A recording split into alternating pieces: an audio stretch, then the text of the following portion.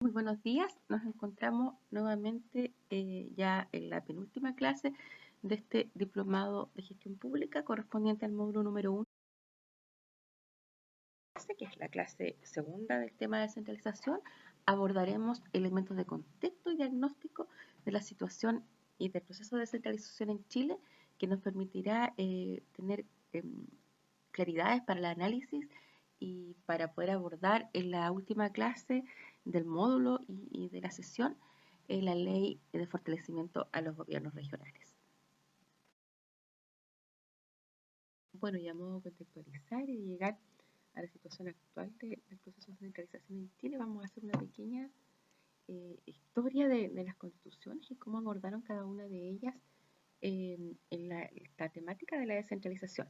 En primer lugar tenemos la Constitución de 1833, que es una constitución extremadamente centralista. Esta constitución destinó 10 artículos de ella a diseñar el perfil de las municipalidades. Y principalmente lo que hacen estos artículos es eliminar los cabildos, que eran una instancia de soberanía, ¿cierto?, territorial, y no tan solo la soberanía en términos como de la voz ciudadana en las decisiones, sino que también era un instrumento institucional que permitía defender a los productores locales frente a la acción de la oligarquía mercantil, principalmente en la ciudad de Santiago. Y esta constitución termina eh, con los cabildos y lo que significa un gran retroceso en este proceso en nuestro país. Luego viene la constitución de 1925. Esta constitución contenía varias disposiciones destinadas a producir una paulatina descentralización de los órganos administrativos del país. Dedica un capítulo específico a lo que es el gobierno interior del Estado. Crea lo que son las denominadas en ese tiempo asambleas provinciales, que eran órganos territorialmente descentralizados que junto al intendente eran los encargados de la administración de las provincias. Pero finalmente eran temáticas muy específicas, eran situaciones que las municipalidades quedaban igual sometidas a la vigilancia eh, correccional centralizada, eh, y se empezaron poco a poco a restringir las atribuciones a las provincias y a las comunas. Por tanto, no tenía muchas facultades esas asambleas. Si bien hubo una buena intención, finalmente eh, esta constitución pretendía asentar las bases para una descentralización administrativa. En la práctica siguió predominando el centralismo. Luego, en la Constitución de 1980, y como en todos los países de América Latina y tal vez del mundo, eh, en, en, dictadura no hubo un proceso descentralizador, pero sí se abordó una, comillas dice acá, regionalización. Pero más bien era una, como todos sabemos, no tenía fines democráticos, al contrario, tenía fines como de control militar sobre las regiones.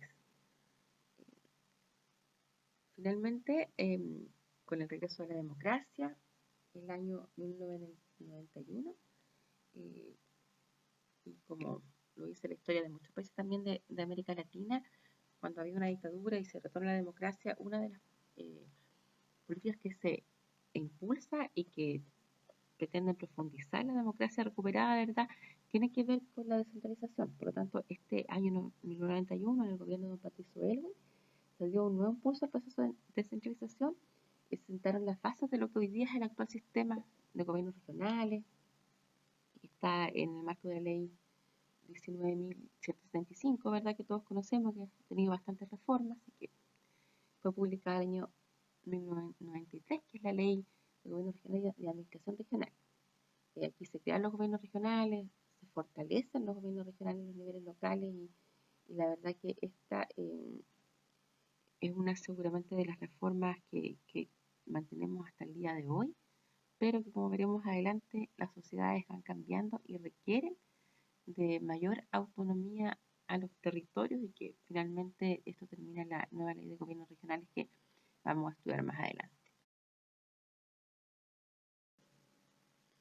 Bueno, ¿y en qué terminan estas reformas del año 91 que se concretan en la ley 19.125 principalmente, que se tomó en el año 1993, ¿verdad?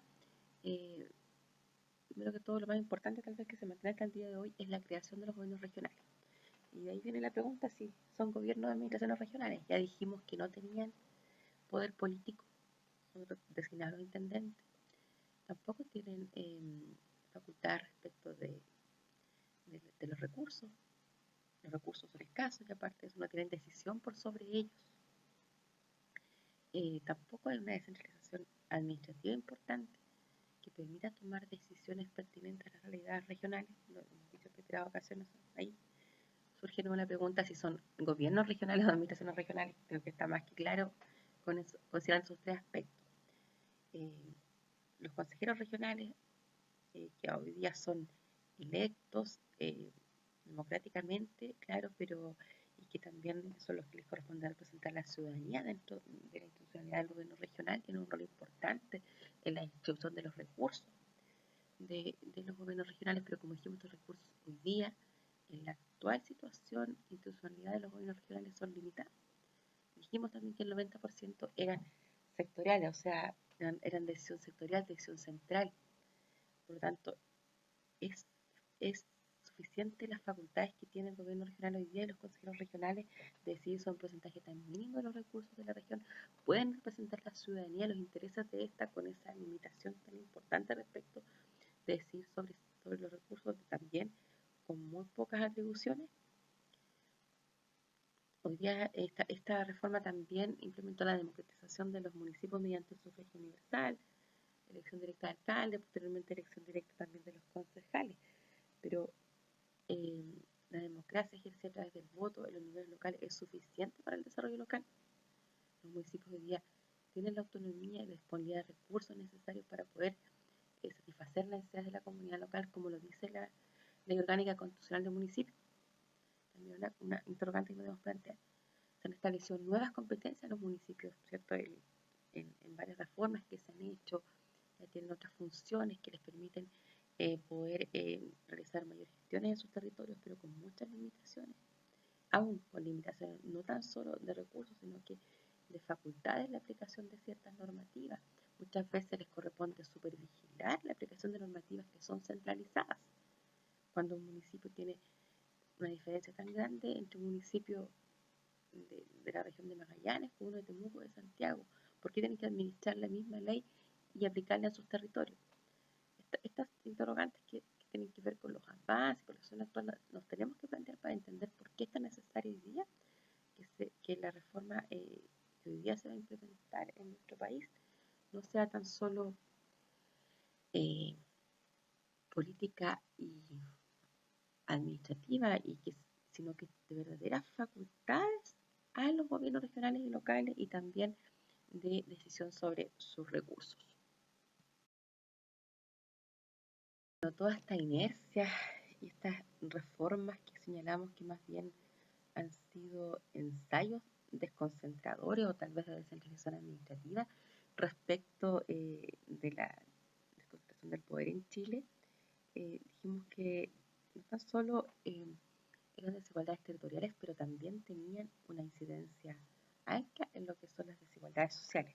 Esto no lo decimos por poesía ni porque es algo que se haya analizado sin argumento. Existen datos que demuestran que eso es así. Por ejemplo, podemos decir que Chile es el país más centralizado de la OCDE. Un 82% de los recursos del país son decididos de forma centralizada. El promedio de la OCDE es 41. Ocupa este super ranking con México y Colombia. Chile, por otro lado, lidera el ranking de los países más desiguales de la OCDE. En el caso de Chile, el 20% más rico gana 10 veces más que el 20% más desfavorecido. Y el promedio de la OCDE no es del 20%, es del 5,4%. La desigualdad de ingresos por comuna la vamos a ver en un gráfico más adelante, es brutal. Yo creo que ustedes la han revisado, pero si nos vamos ya al nivel local, al nivel comunal, en nuestro país la desigualdad de ingresos es grotesca, creo que es la palabra que podemos usar. Respecto a otros indicadores como otros datos como que tienen que ver, por ejemplo, con educación, el porcentaje de la PSU, de la prueba de selección universitaria, vigente hasta el año que pasó, ¿verdad? No supera los 500 puntos en regiones. ¿Por qué digo en regiones? Porque solo en Santiago puede supera, según los datos, los 500 puntos. Y eso tiene que ver mucho con la concentración de los recursos, tiene que ver mucho con la concentración de la riqueza, de los recursos públicos también.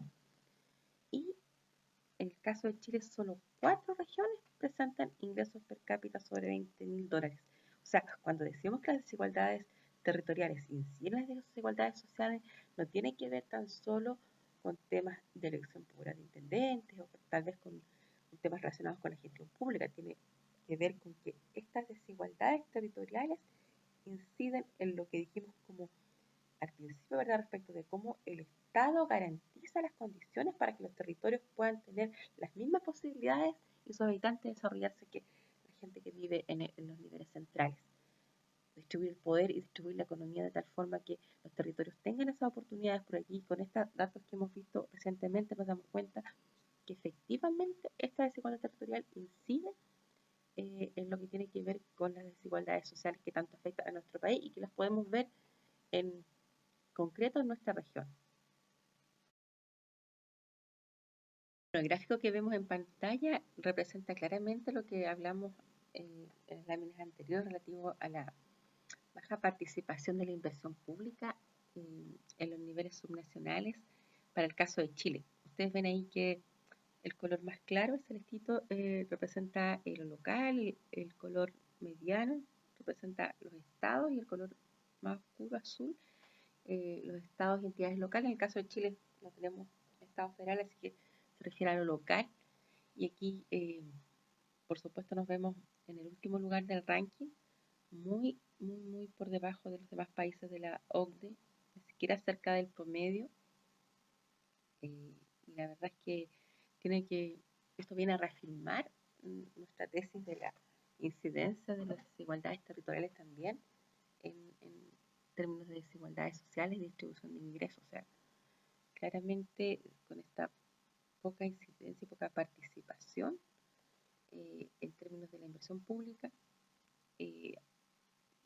afecta al desarrollo de nuestro territorio y hace más latente, más necesaria esta descentralización fiscal que, digámoslo así, tampoco queda resuelta en la última ley promulgada de gobiernos regionales de fortalecimiento de la regionalización en Chile, porque está bien, como dijimos, aborda más bien los temas políticos y administrativos, pero queda pendiente la descentralización fiscal, que es un tema que debemos poner en la discusión. Como señalamos anteriormente, una de las consecuencias también del excesivo centralismo en nuestro país, de la falta de decisiones de los niveles subnacionales, tiene que ver con los ingresos de los municipios, la desigualdad en los ingresos de los municipios, y esto, por supuesto, que incide directamente en el gasto municipal por habitante y en la posibilidad de una mejor calidad de vida en las comunas.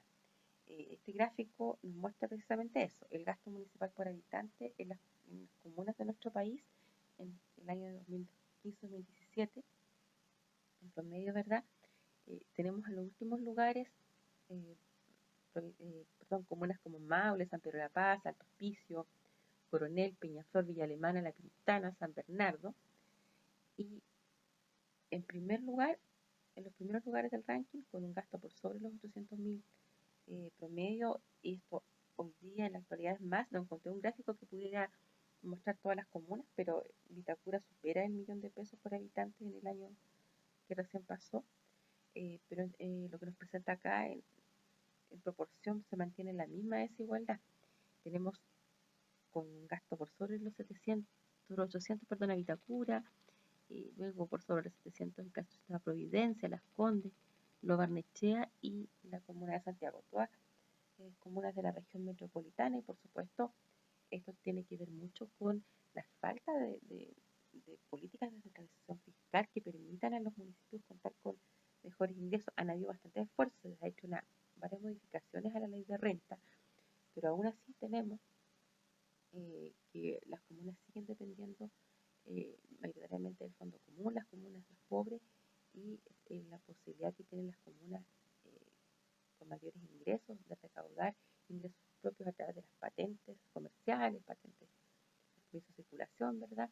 Y esto es un tema que tiene que resolverse para poder eh, disminuir estas brechas en las distintas comunas de nuestro país. Y finalmente, a modo de síntesis, luego de haber revisado los conceptos, el contexto, la historia, los factores intervinientes, nos hacemos la pregunta, ¿por qué debemos descentralizar? ¿Por qué llegamos a la conclusión de que es necesario descentralizar, como dijimos, política, administrativo y fiscalmente en nuestro país?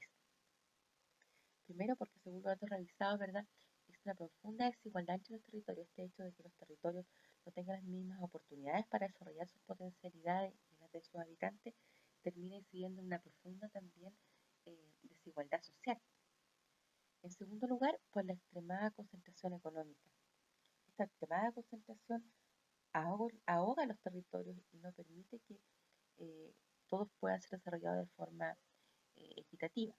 En tercer lugar, una profunda crisis también del modelo institucional. El modelo que hoy día existe, excesivamente centralista, con administraciones regionales y locales, no da respuesta a los problemas cotidianos.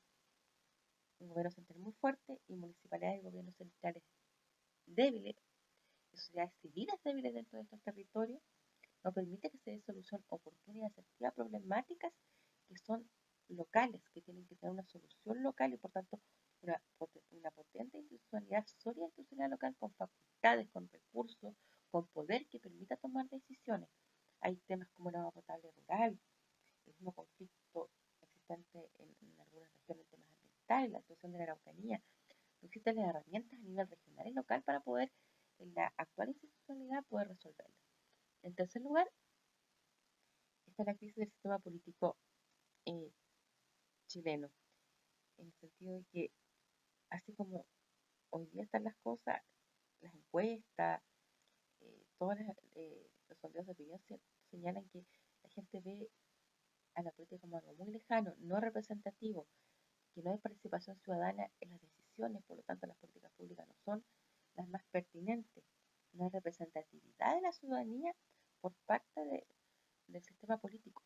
Hoy día, bueno, hay una crisis de confianza también y esta descentralización a la que estamos apuntando y de que prontamente nos vamos a ver en un avance con la elección de los gobernadores regionales nos va a permitir que con estos elementos de descentralización política y también administrativa y mayores facultades y competencias, como veremos en la otra clase, se abre una puerta hacia un mayor desarrollo de los territorios.